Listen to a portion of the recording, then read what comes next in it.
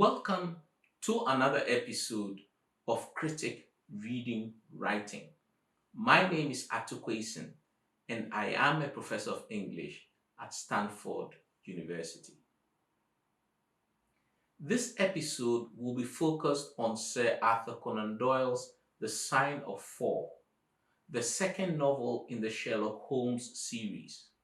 Our interest here will be on how the modes of observation and deduction that Holmes deploys reveal his sense of the moral topography of London, the strangers that constitute its underclass and criminal worlds, and the relationship of all these to the British Empire. As in other Sherlock Holmes novels and short stories, The Sign of Four turns on how, in the 19th century, new money was often tied to various characters' misadventures abroad, and how, on their return to metropolitan London with their ill-gotten loot, forms of reckoning took place that served to stage justice as a confrontation between the metropolis and empire. We will see how the classic detective novel gives us signs of social heterogeneity as the expressions of both information and enigma, such that it extends the demands of the form of the novel, but ties social heterogeneity to social disorder and its correction.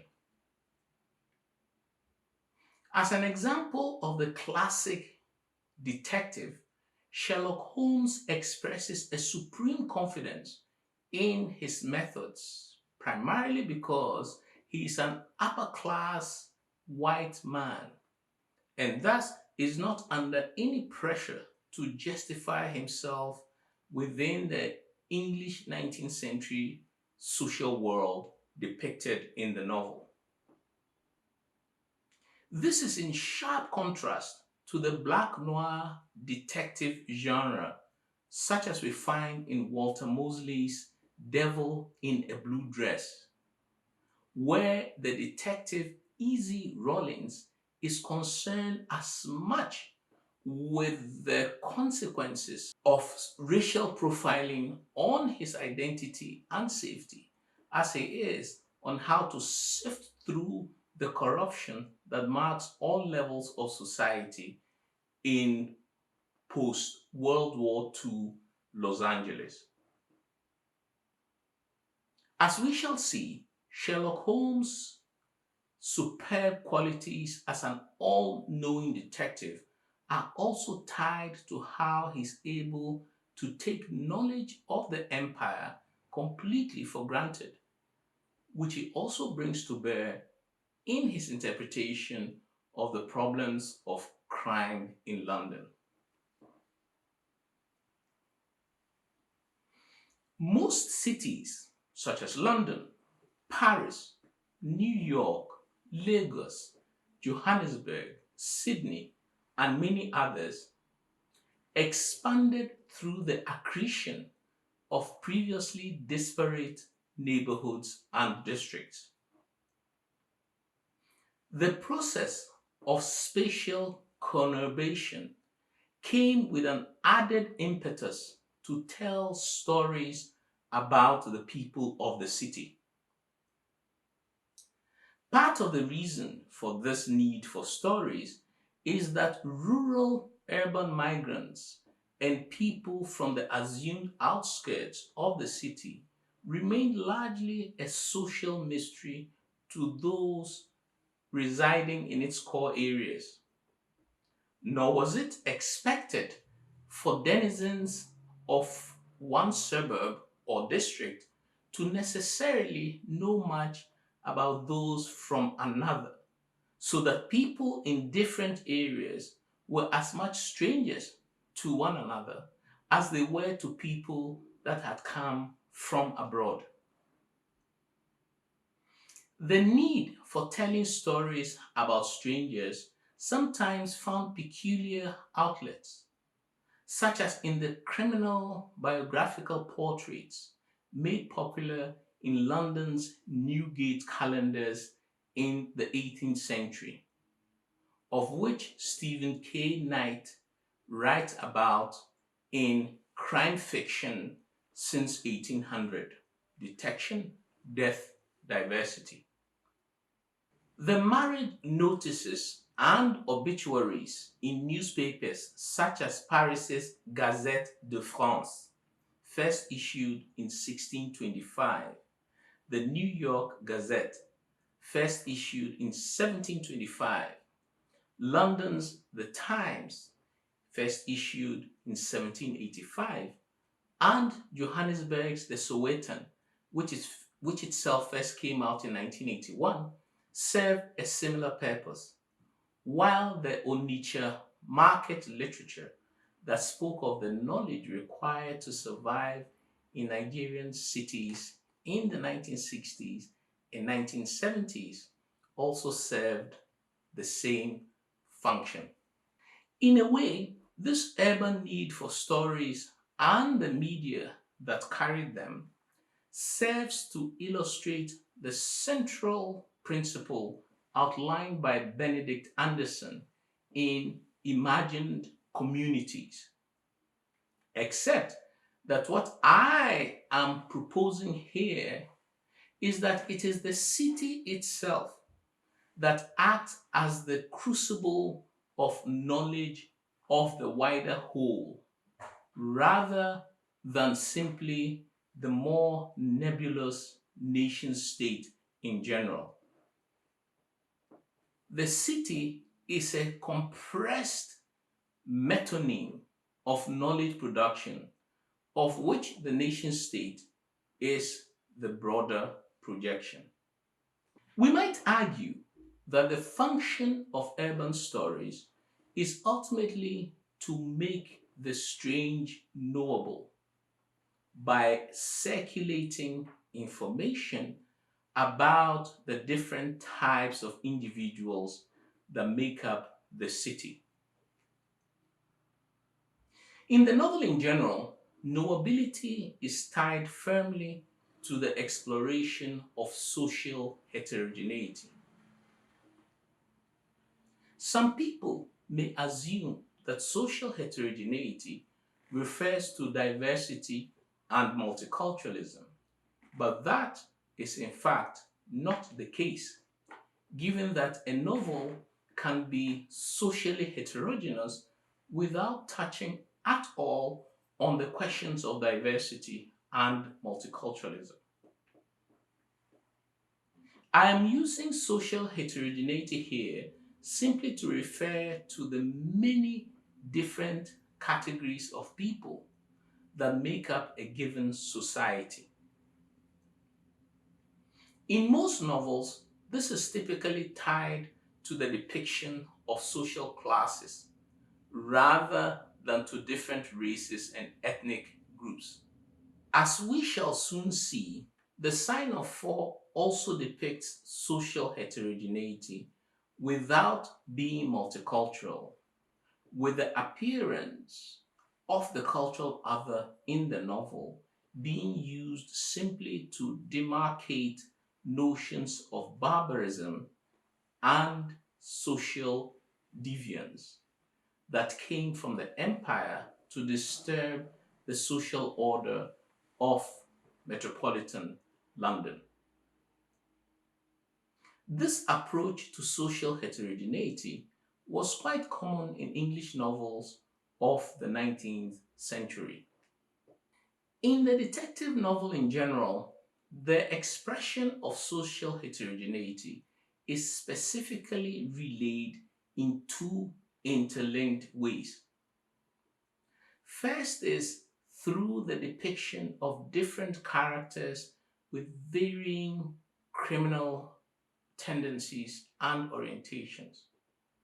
And second is in the statement of social opinion from the perspective of the detective, him or herself.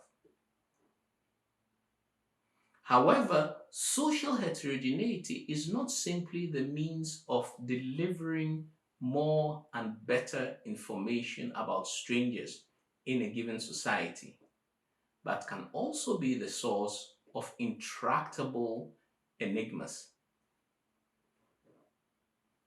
Because the detective is the purveyor of various kinds of reasoning, buttressed by different forms of explicit verification, the classic detective novel may also act as the means by which to state or restate the hegemonic norms that undergird society at large. In this vein, the classic urban detective novel also attempts to lay out a moral topography of the city that it then ties to questions of law and order.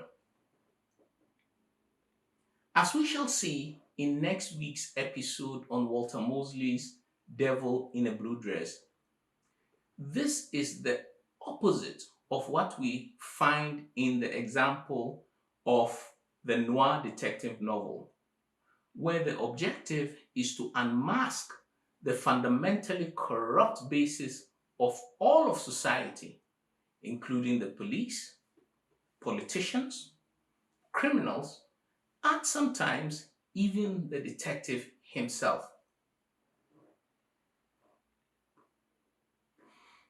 As we find from Peter Ackroyd's quite magnificent book, London, a Biography, and other sources, the population of London at the start of the 19th century was 1 million. By the end of the century, it had grown to 5 million, to 7 million in 1911, and 8 million in 1925. But it was not all bright and beautiful. By 1850, London had about 40,000 homeless people, with many of these being children and the street Arabs that we find referenced in the Sherlock Holmes stories. Immigration from abroad also accounted for London's population growth in the period. By 1840, 17% of London's population were immigrants, and by 1870, there were more Irishmen living in London than in Dublin, and more Catholics than in Rome. Russians and Poles resided in London as well, and from the 1850s, the Chinese had also started settling in, arriving on ships as laborers. Soon, London became the largest city in the world, and it maintained this position for 100 years, up until 1925, when New York took over this distinction. The London County Council was established only in 1889. Much of London expanded as a sort of labyrinth through various spatial accretions, with people not knowing much of what lay outside of their immediate neighborhoods.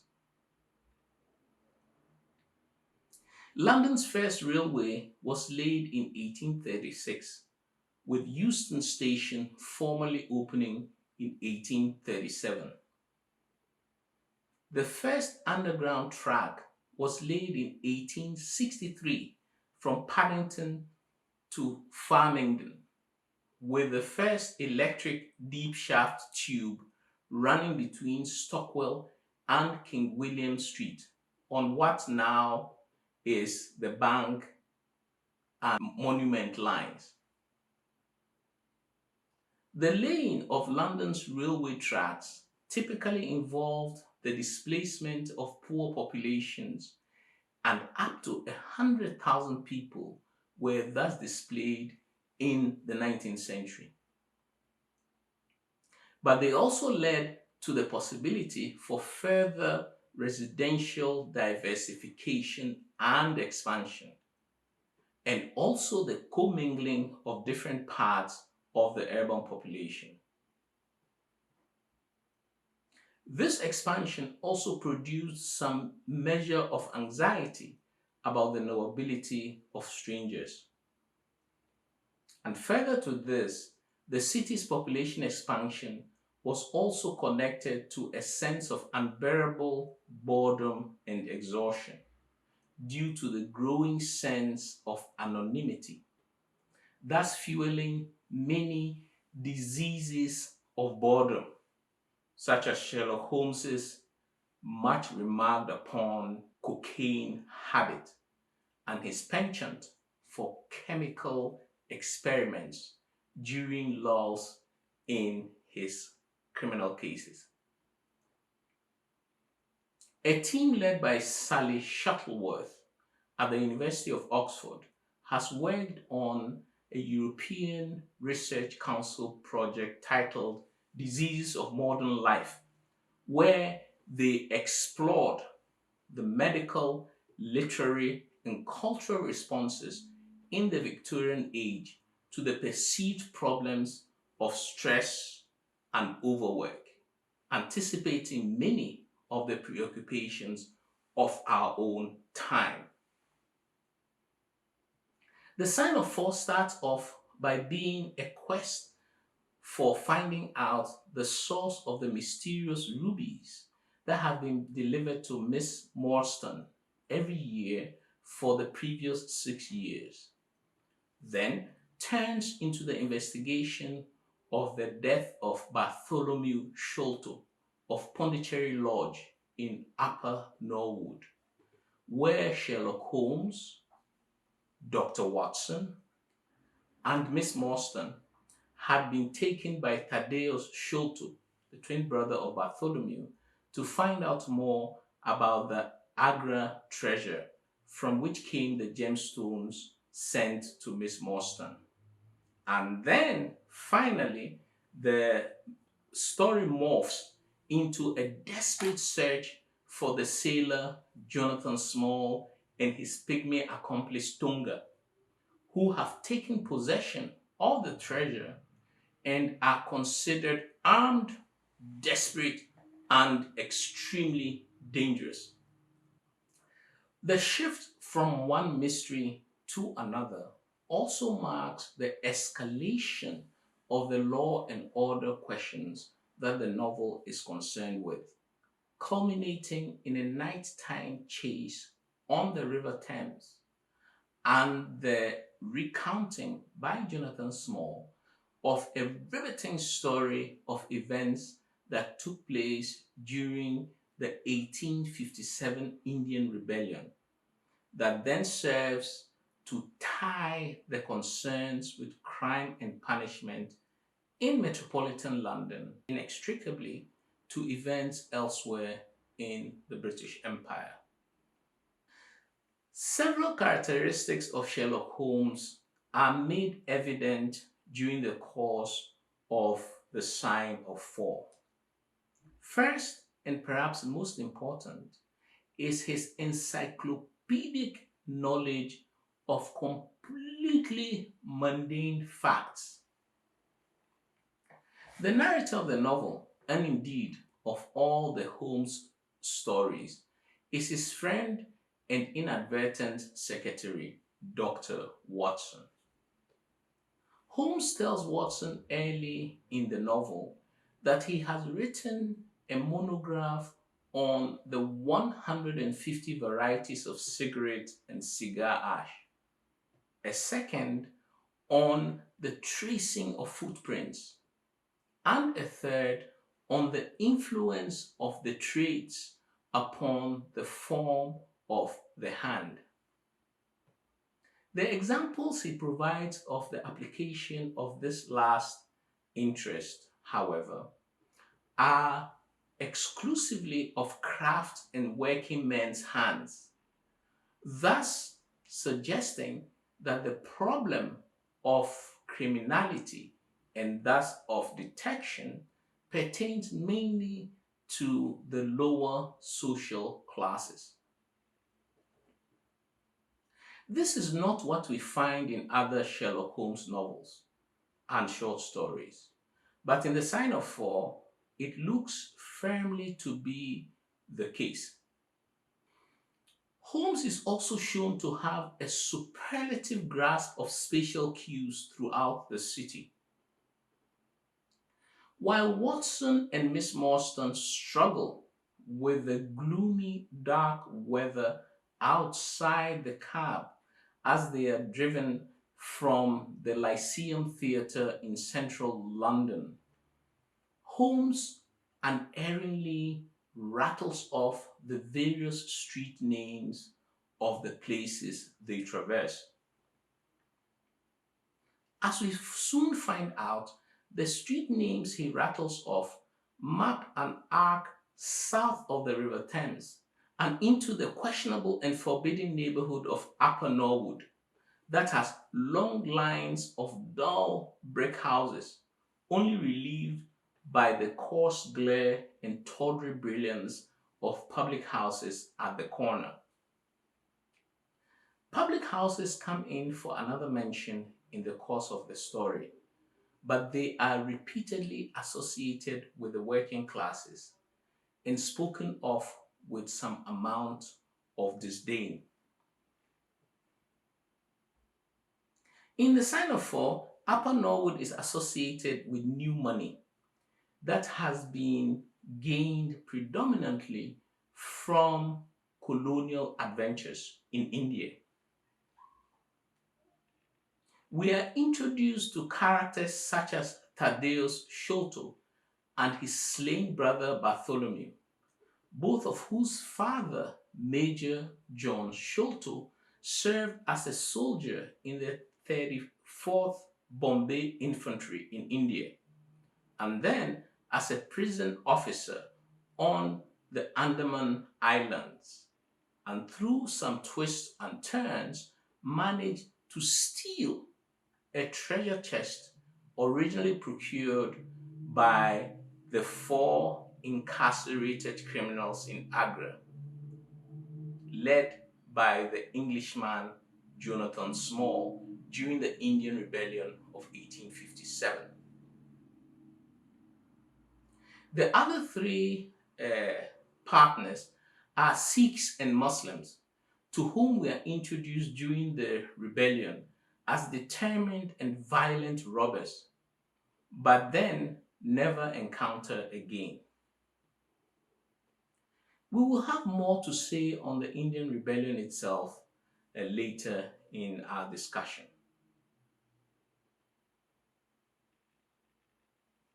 Sherlock Holmes seems not only to have a superlative grasp of information, but also of how to classify social types.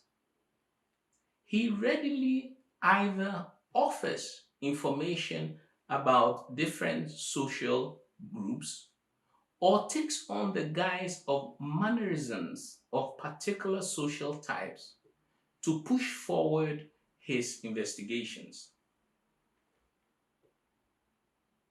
This is, for example, what happens when he disguises himself as an old sailor so that he can get access incognito to the wharves along the Thames to see if he can find the concealed boat that he believes Jonathan Small and his accomplice have tugged away in there somewhere. He also takes on the working class speech forms and accents when trying to extract information from Mrs. Smith, the wife of the boat owner from whom a boat had been rented by the criminals.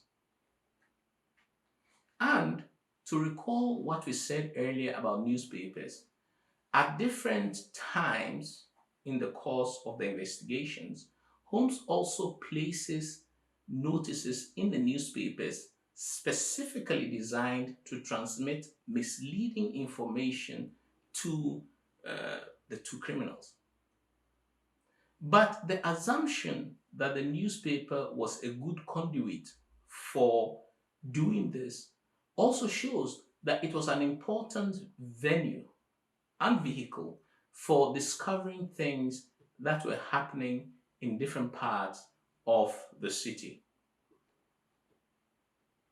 In our world today, this function of knowledge dissemination about cities is fulfilled by different specialized newspapers and magazines, such as the Time Out magazines you find in different cities that tell you about cultural events and other happenings, or the various free metro morning papers that you find on trains and subways, as well as the tabloids in various cities that concentrate insistently on the circulation of peculiar, out of the way urban stories and social gossip.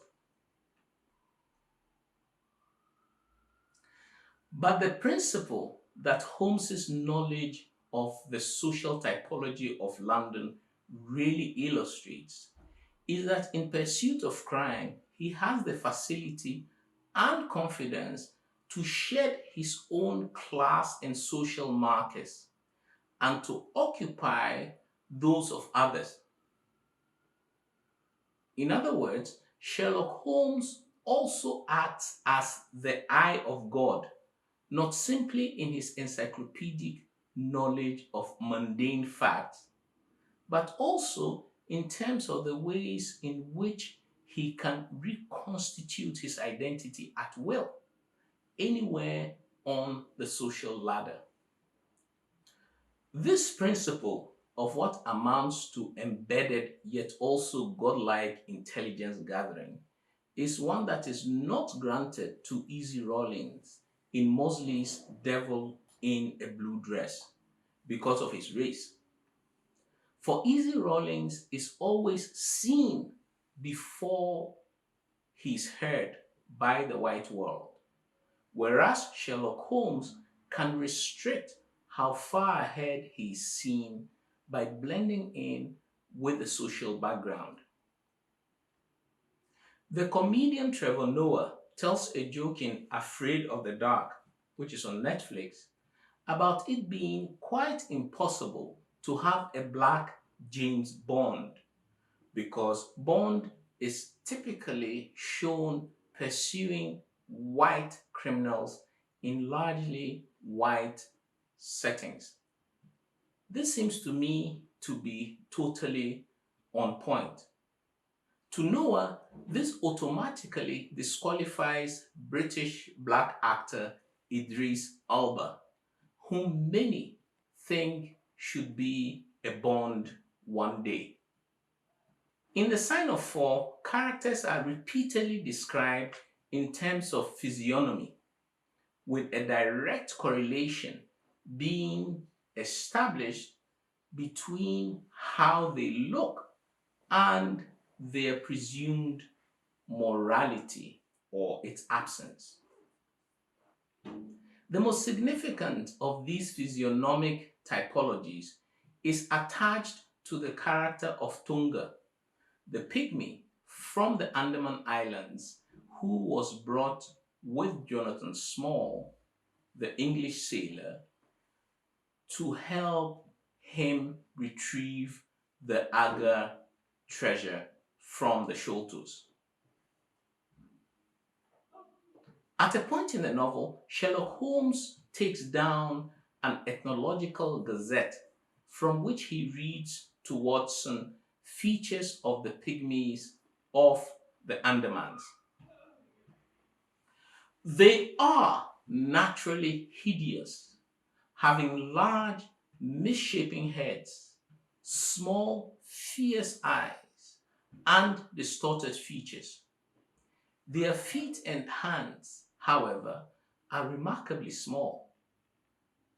So intractable and fierce are they that all the efforts of the British officials have failed to win them over in any degree.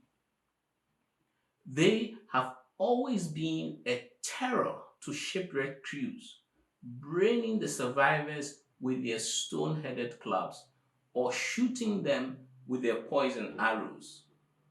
These massacres are invariably concluded by a cannibal feast.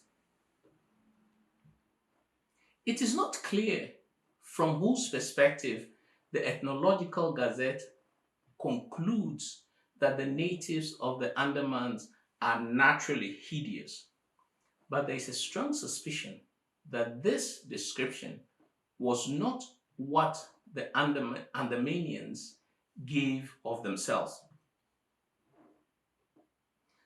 At any rate, during the nighttime chase down the Thames, Watson delivers a description of Tonga that serves to confirm the information that was contained in the Ethnological Gazette. He straightened himself into a little black man, the smallest I have ever seen, with a great misshapen head and a shock of tangled, disheveled hair. Holmes had already drawn his revolver, and I whipped out mine at the sight of this savage, distorted creature. He was wrapped in some sort of dark ulster or blanket, which left only his face exposed. But that face was enough to give a man a sleepless night. Never have I seen features so deeply marked with all bestiality and cruelty. His small eyes glowed and burned with a somber light, and his thick lips were writhed back from his teeth, which grinned and chattered at us with half animal fury. Note the reference to bestiality, to the way that Tonga's grimace reveals not that he is startled or alarmed at being chased, but that it signifies a moral deficit. And also the references to his blackness as itself the sign of something evil. We should note that Tonga is also the name of a Polynesian island in the South Pacific. And so the place name, now transposed onto a native of a completely different part of empire, reveals the degree to which Conan Doyle feels absolutely confident to amalgamate social heterogeneity into stereotype in depicting the other to his 19th century readers. In the sign of four, physiognomy is always taken as a reliable semiotic of character. But the insistence on physiognomy in the novel also means that ultimately the lower white classes and those marked racially as others are both subject to what today we would see clearly as forms of class and racial profiling. This is a distortion of the principle of social heterogeneity because it ties difference almost exclusively to the horizon of moral deficit. The standard of morality being implicitly that of the white and unmarked detective and the universe of interest that he represents. In the sign of four, there are also various incidental references to places in the empire, such as Ballarat, which was a gold mining town in Victoria, Australia, some 100 kilometers from Melbourne, Afghanistan, Senegambia, and of course the Andaman Islands, which we have referenced a number of times. as well as many references to India and the fort of Agra. The epochal 1857 Indian Rebellion, which was the first colonial rebellion in the British Empire, forms the background to Jonathan Small's story of how he and his three Indian friends acquired the treasure chest.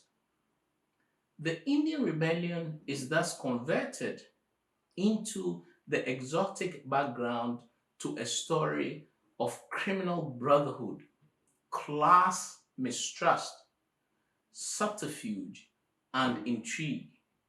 And his story, in the end, provides us with ennobling motivations for all his misdeeds. This also means that the only character in the entire novel whose motivations are not explicitly displayed for us but have to be guessed at is Tunga, who of course is shot in the course of the nighttime chase on the Thames.